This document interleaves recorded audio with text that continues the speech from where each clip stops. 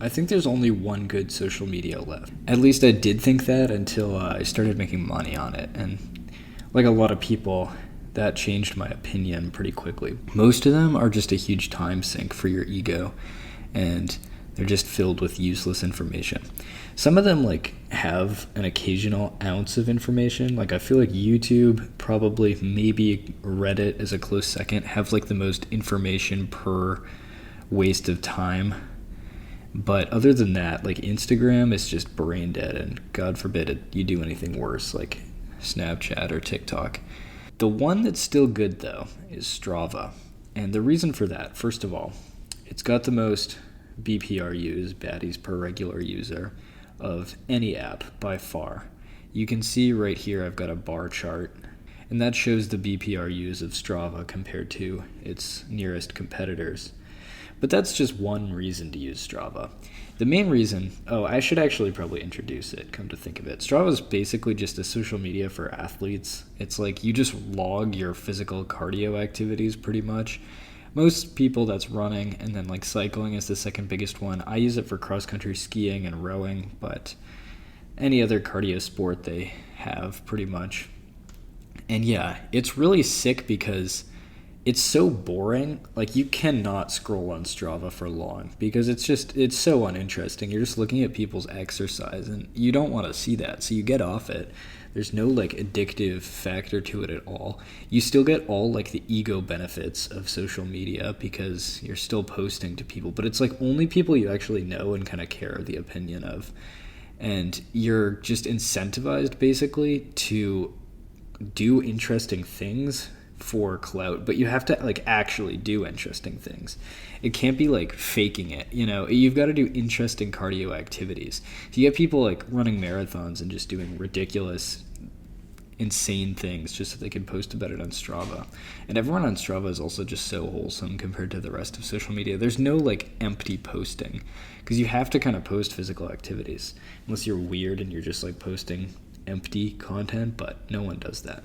So yeah, that's one reason it's the best. I feel like social media is as like a method of bragging. People like to say like, oh, it's bad for your mental health, it's bad for always comparing yourself to people, and it has accelerated that, but people have always like been constantly comparing themselves. You go read Jane Austen, she's like, oh no, her petticoat costs more than mine. They just kind of obsess over details, and humans always have. It's just in our nature to be competitive with one another.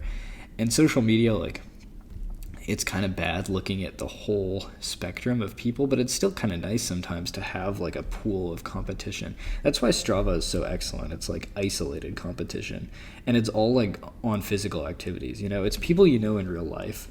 So you're like competing with actual people, not just like randos who are faking their Lamborghinis and whatnot, or whatever you're comparing yourself to on the internet.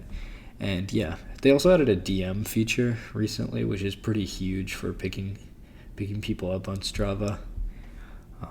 Yeah, that's about all it. They also have sick features where they have a thing called segments, which is basically like a leaderboard of the top 10 fastest people to complete a certain like little chunk of the map, and you can go look at a map of them, and everywhere in the world there's a ton of Strava segments, so you can always, when you're going for runs and stuff, like try to be taking these top segments. And a lot of them like are professional athletes and you'll never get them, but there's so many segments in so many obscure places. Like any country you go to will have them all over the place. It's really cool. It's like, yeah, there's actually an incident where a military base was revealed because they were like underground in the middle of the desert, but some of the people there were on Strava, and you could see like a heat map of all these like activities right out in the middle of nowhere, and people noticed it. So it was in the news for a while. But yeah, I think recently they've been pushing AI features, and I've kind of stopped using it because YouTube is like much more grand social media and much more interesting immediately to me. But I'll go back to Strava heavily once the school year starts. It's just like it's like what social media should have been. It's social media before it scaled too much, because I feel like most people, the average person at my school who's like popular has maybe 1,000 plus followers, and you don't know 1,000 plus people like well in real life unless you're just a really outgoing person. Chances are like 200 people pretty well, and then you have a close 50 or something. or whatever. It could differ for you, I don't know, but people who have those crazy amounts of followers, it's just such an ego thing, and like you're never really interacting with those people. It's just such a waste of time. So Strava takes it back to where it should be. Like, you kind of scale down your followers by a factor of 10 to arrive at what your Strava followers are, just because so fewer people are on it. But yeah, all around great social media. If you want to sponsor me, Strava, I probably won't take it. I'm too based for that, but that would be kind of cool. Yeah, that's about it for this one. I'll catch you next time.